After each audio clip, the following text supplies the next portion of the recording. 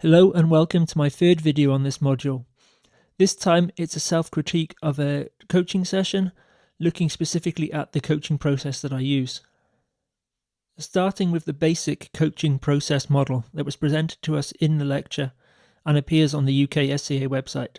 First, a session is planned and then performed and then reviewed to see if there are any changes that we would make before the next session. I'm going to dive deeper into the part of the model that deals with actually doing the coaching, and here we find a very similar process.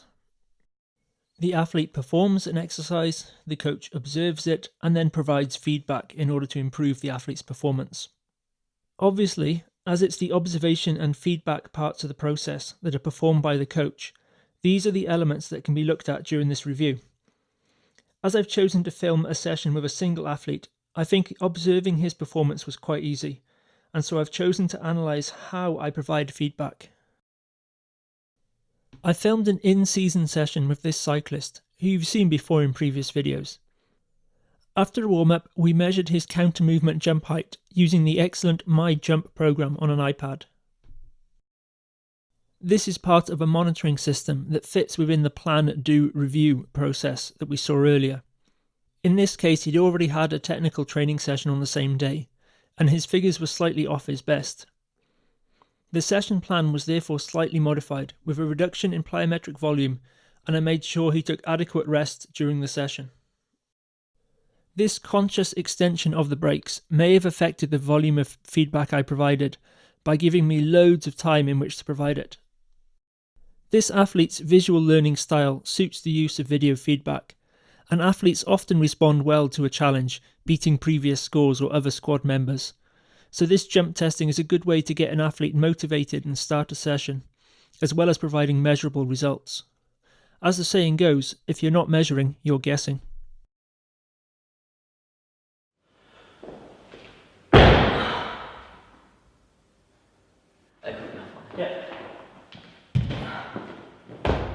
The session was conducted in German, so you'll have to believe my translation, but I used some negative feedback here, saying that he looks like he's still on his bike.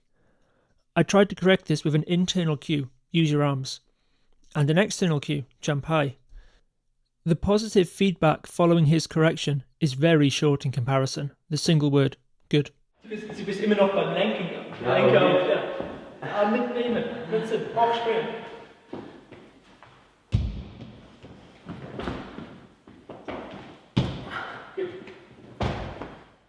In this next clip, I demonstrate a common feedback technique of mine, the use of bandwidth feedback.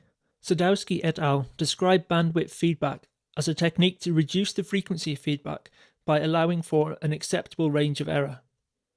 In this case, I didn't comment on his first repetition, but I did on the second and third.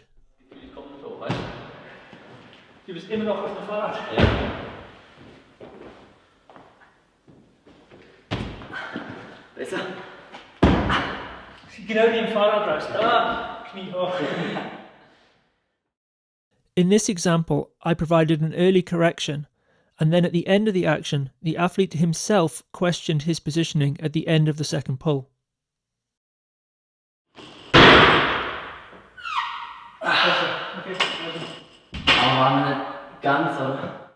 His intrinsic feedback and my external feedback weren't sufficient, and he looked for guidance, suggesting that he's still at what Fitz and Posner describe as the cognitive stage of learning, at least for this Olympic lifting exercise.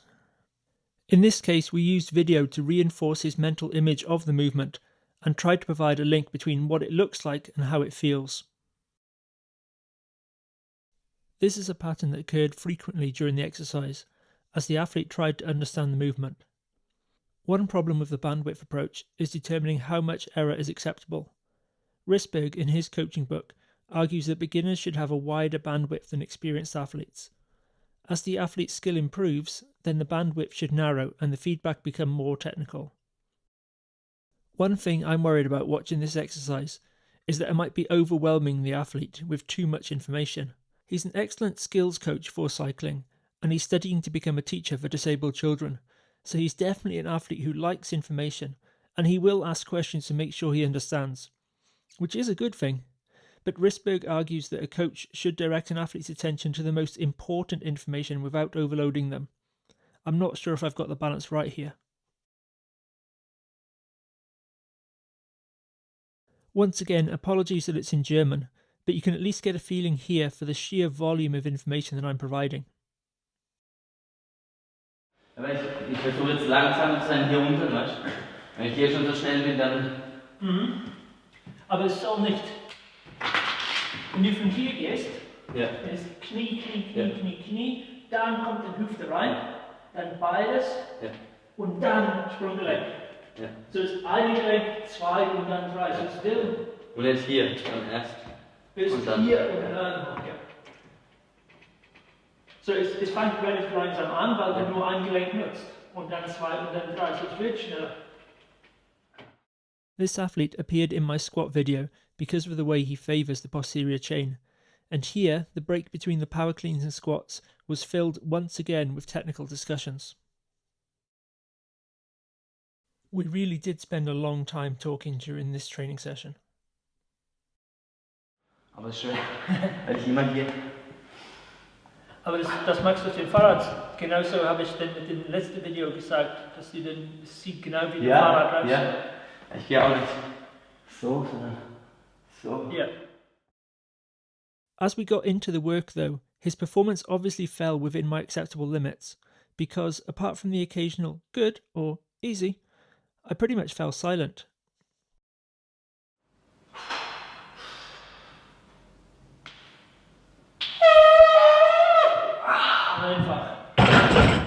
I think these small positive words are important though, preferable to pure silence, as Chiviakowski and Wolf argue that positive feedback following good trials creates a greater success experience for the learners than feedback after poor trials. Come.